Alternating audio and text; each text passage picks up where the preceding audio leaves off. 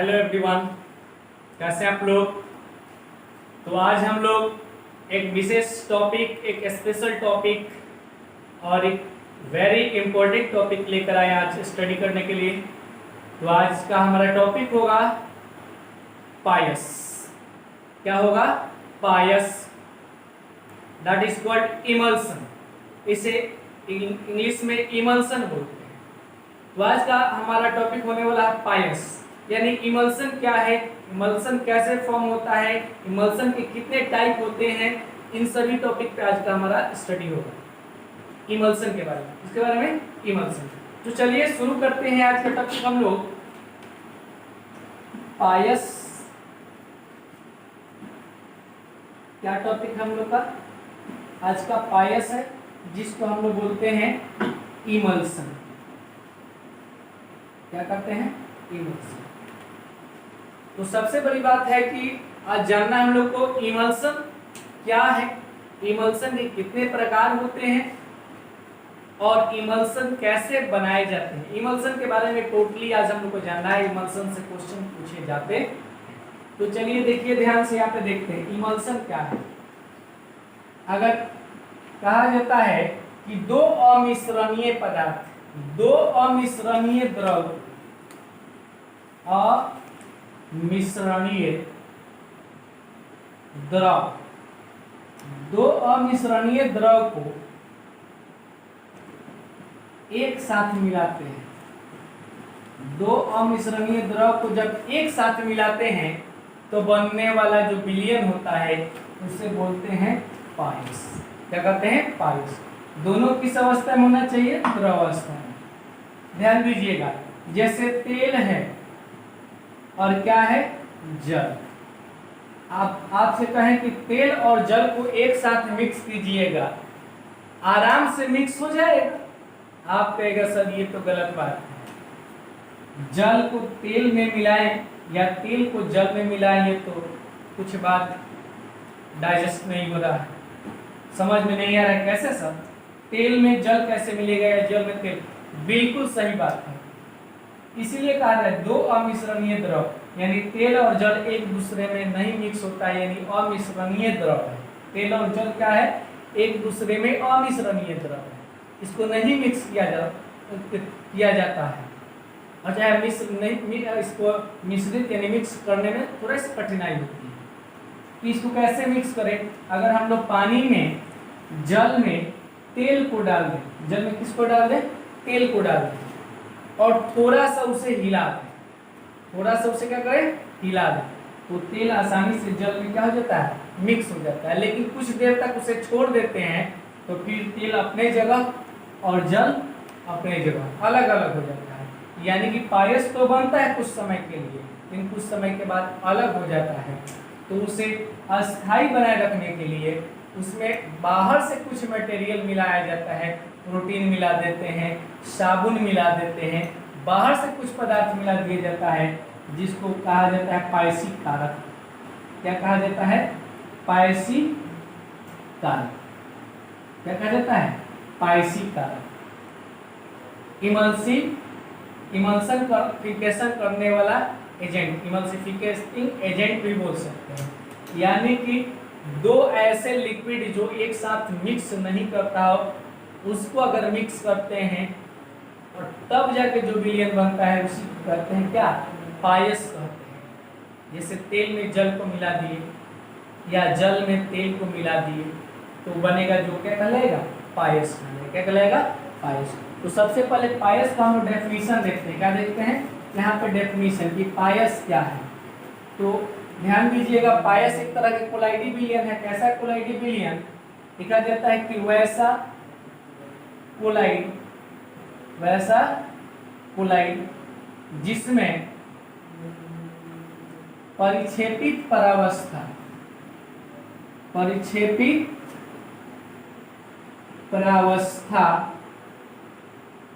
एवं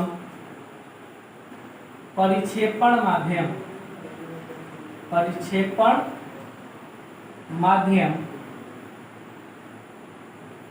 दोनों द्रव अवस्था में, दोनों द्रव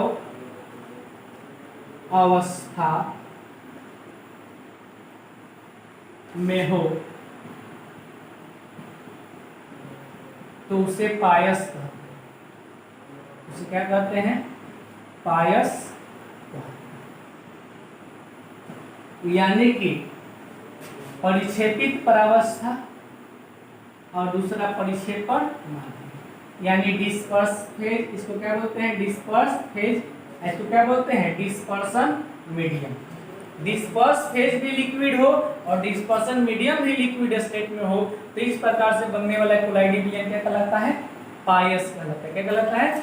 पायस कहलाता है। अब यहाँ पे एक टॉपिक है कि पायसीकरण क्या है। पायसीकरण, इमल्सिफिकेशन, तो कह सकते हैं पायस के बनने की क्रिया को पायसीकरण कहते हैं। पायसीकरण कहते हैं। पायस के बनने की प्रक्रिया को क्या कहते हैं? पायसीकरण कहते हैं। आप कहिएगा सर पायसीकरण कैसे होता है, पायस बनता कैसे है? ध्यान दीजिए, जिसमें परिक्षेपित प्रस्थ और परिक्षेपण माध्यम दोनों लिक्विड हो तो उसे पायस कहते हैं और पायस के बनने को बोलते हैं पायसीकरण। Formation of emulsion that is called emulsification. English में क्या बोलेंगे? इमल्सिफिकेशन। यानी formation of emulsion is called emulsification, यानी पायस का बनना ही क्या कहलाता है? पायसीकरण कहलाता है। अब देखते हैं कि पायस बनता कैसे है। पायस बनता कैसे? आप पूछेंगे सर पायस कैसे बनता है, तो कहा जाता है कि दो अमिश्रणीय जब द्रव को, जैसे कि तेल और जल एक साथ नहीं मिलता है, दोनों का नेचर अलग है, लेकिन जब तेल और जल को मिक्स कर दिया जाता है और मिक्स करके किसी भी तरीका से अगर मिक्स किया जाए और मिक्स करके उसे विलयन के रूप में ला दिया जाए तो वैसे प्राप्त विलयन ही क्या कहलाते हैं? पायस। तो पायस बनाने के लिए दो अमिश्रणीय पदार्थ को मिलाया जाता है। यानी कहा जाता है कि दो अमिश्रणीय द्रव को एक साथ मिलाने पर क्या प्राप्त होता है? पायस प्राप्त होता है। यहाँ पे पॉइंट हम लोग लिखते हैं, दो अमिश्रणीय द्रव को मिश्रित करने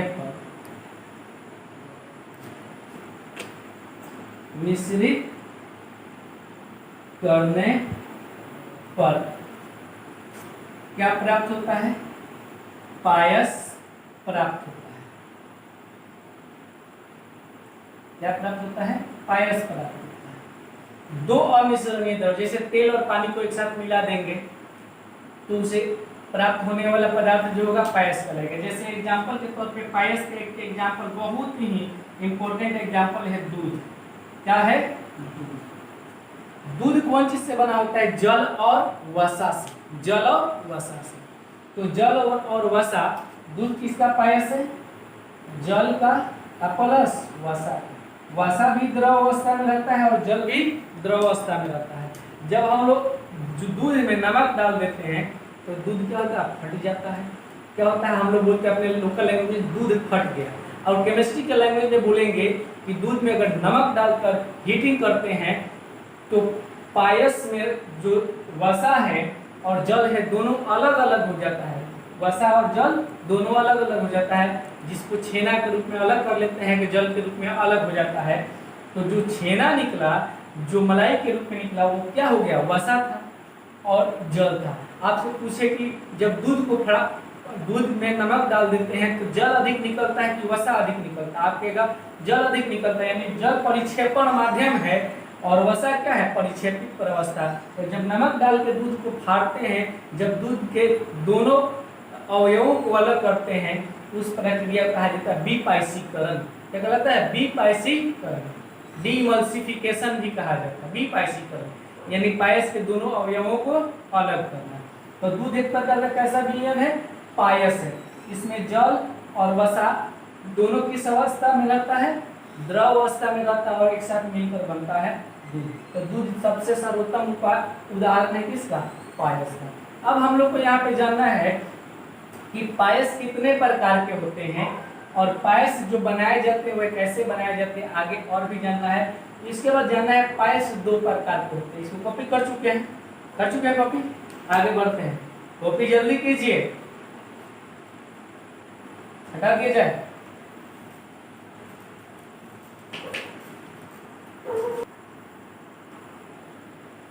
पायस के प्रकार, पायस के प्रकार, टाइप्स ऑफ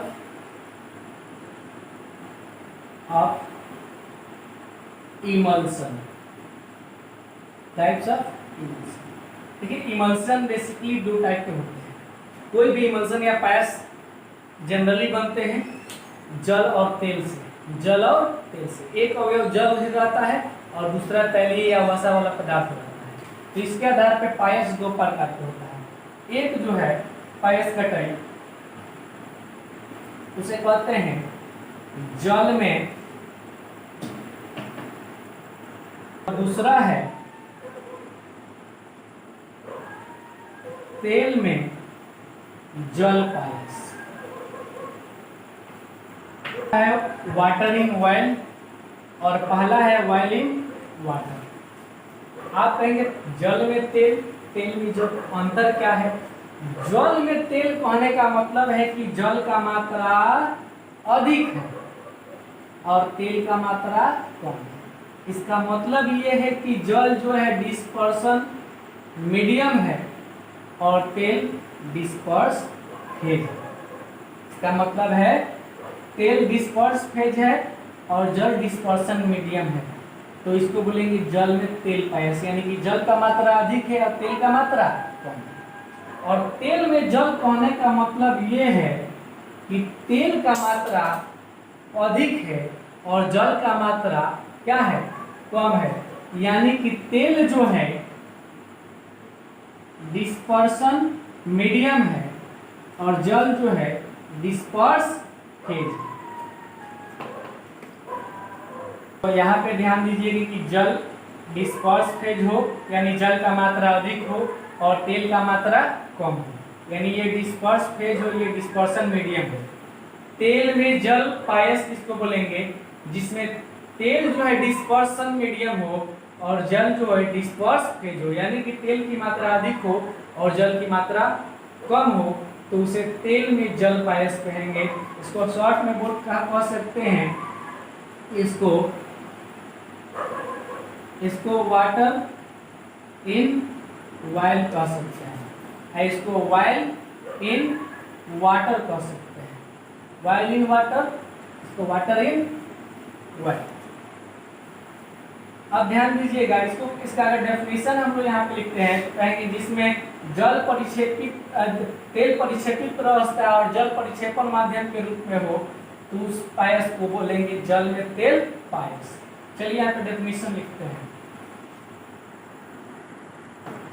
कि जब तेल परिक्षेपित परावस्था और जल परिक्षेपण माध्यम हो तो वैसे कोलाइडी विलयन को बोलेंगे जल में तेल पायस। एग्जाम्पल अगर देखना चाहते हैं तो यहाँ देख सकते हैं दूध, दूध में जल की मात्रा अधिक रहती है, वसा यानी तैलीय पदार्थ की मात्रा कम रहती है। Vanishing cream, vanishing cream, vanishing cream जो है ये भी क्या है? जल में तेल पायस। अब हम लोग को देखना है तेल में जल पायस, तेल में जल पायस यानी कि जिसमें जल परिक्षेपित परावस्था है, जल परिक्षेपित परावस्था हो। हम लोग देखते हैं तो मक्खन लिख सकते हैं, मक्खन और कोल्ड क्रीम। कैसा क्रीम? Cold cream. ये किसका एग्जाम्पल है? जल, तेल में जल पायस, यानी कि इसमें ऑयल का मात्रा अधिक रहता है, यानी ऑयल डिस्पर्सन मीडियम और जल डिस्पर्स, यानी कि जिसमें जल क्या हो? परिक्षेपित अवस्था हो और तेल परिक्षेपण माध्यम हो, तो वैसे कोलाइडी विलयन को तेल में जल पायस कहते हैं। एग्जाम्पल के लिए मक्खन कोल्ड क्रीम को कह सकते हैं। तो ये है कोलाइड का पायस का प्रकार। इसका प्रकार हुआ पायस का प्रकार। अब आगे हम लोग देखते हैं क्या विपायसीकरण क्या है। विपायसीकरण इसको कॉपी कर लिए हैं, कॉपी कीजिए, हटा दिया जाए। अब देखना है हम लोग को पायसी कारक क्या है। पायसी कारक ध्यान दीजिए क्या कर रहा है, पायसी कारक क्या है। जब दो अमिश्रणीय पदार्थ को एक साथ मिलाते हैं और मिलाकर उसे हिलाते हैं तो पायस बनता है, लेकिन वह थोड़े देर के लिए ही अस्थायी होता है। कुछ समय के बाद अगर छोड़ देते हैं तो तेल भी अलग और जल भी अलग हो जाता है, तो उसे अस्थायी पायस नहीं कहेंगे। अस्थायी पायस तब कहेंगे जब उसे मिला देने पर वह दोनों अलग नहीं हो, मिला देने पर दोनों अलग नहीं हो, हमेशा के लिए वैसे ही रह जाए, तो उसे बोलते हैं अस्थायी पायस। तो अस्थायी पायस बनाने के लिए उसमें कुछ बाहर से पदार्थ मिलाते हैं, जैसे प्रोटीन मिला दिए, प्राकृतिक या कृत्रिम साबुन मिला दिए।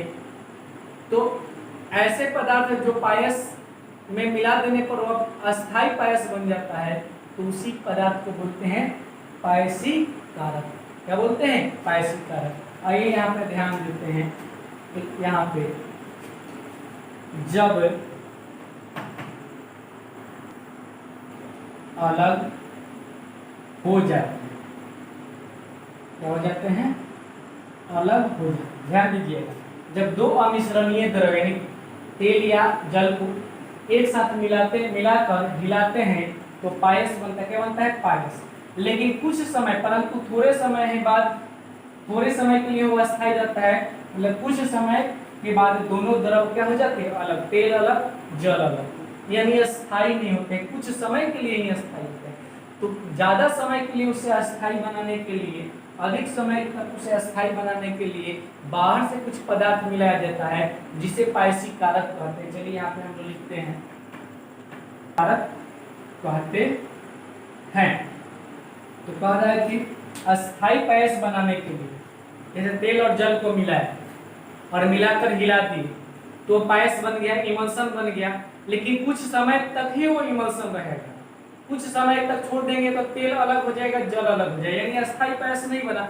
तो उसे अस्थायी पायस बनाने के लिए उसमें बाहर से कुछ पदार्थ मिला दिया जाता है।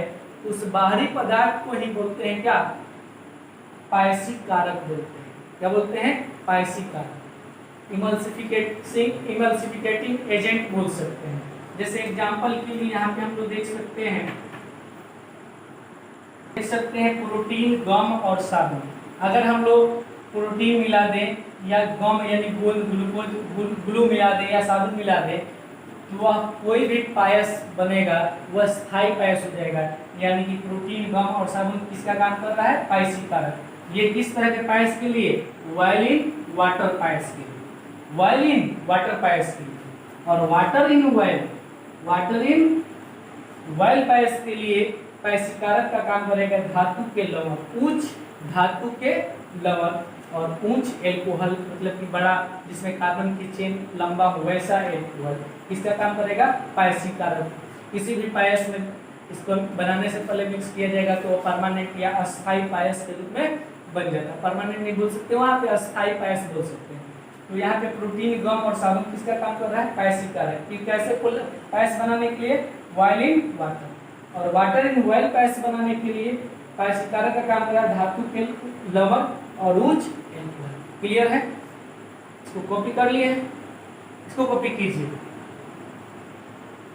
चलिए कर लिए, कॉपी कर लिए, हटा दिए जाए।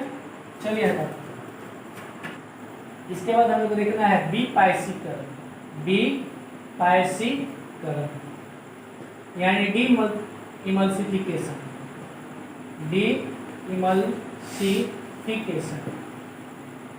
डीइमल्सिफिकेशन कहा जाता है कि जब परिक्षेपित प्रावस्था और परिक्षेपण माध्यम को अलग कर दिया जाए किसी भी विधि द्वारा, उसे विपायसीकरण कहते हैं। जैसे किस कोलाइडी विलयन में, कोई कोलाइडी विलयन तेल और जल से बना है, तो तेल और जल को अलग कर देने की क्रिया क्या कहलाता है, विपायसीकरण। यहाँ कह सकते हैं परिक्षेपित प्रावस्था परिक्षेपित प्रावस्था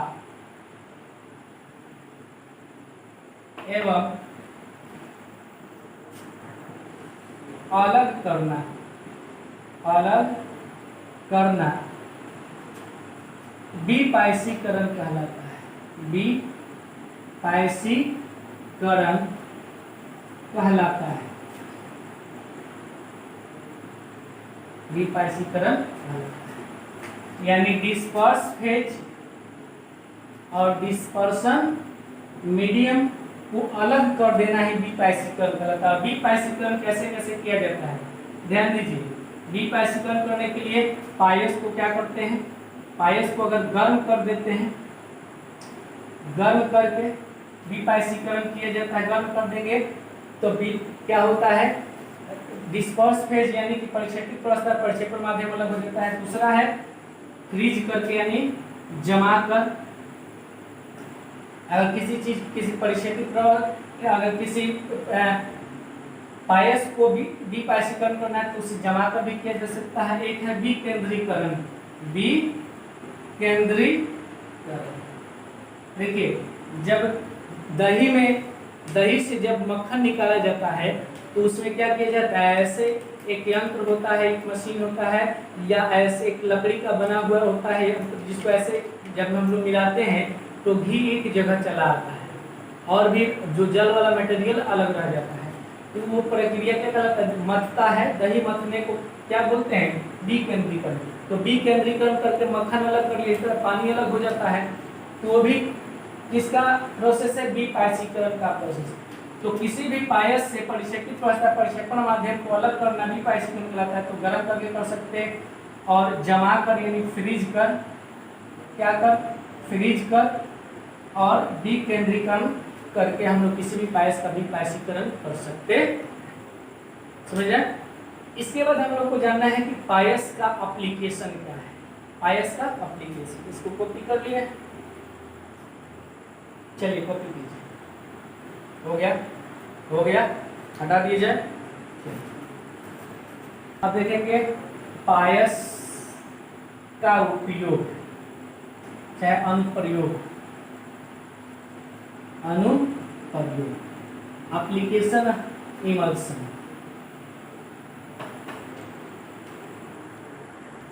अनेक औषधियों के रूप में, अनेक औषधियों के रूप में। दूसरा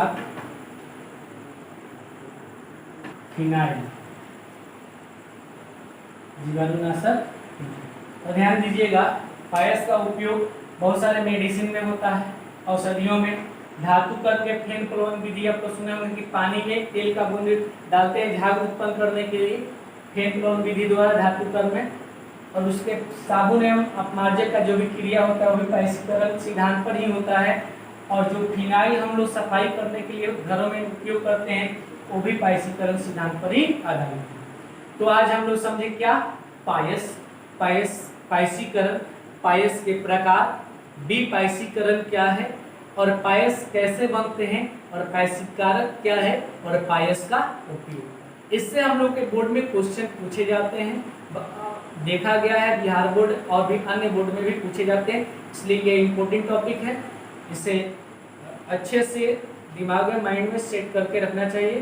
तो लास्ट में हम यही कहेंगे कि हंसते रहिए, मुस्कुराते रहिए, पढ़ते रहिए chemistry with Rizwan sir, only one YouTube channel chemistry Guru MD Rizwan sir. Video अच्छा लगे तो ज़्यादा से ज़्यादा लाइक कीजिए और शेयर कीजिए। धन्यवाद। जय हिंद, जय भारत।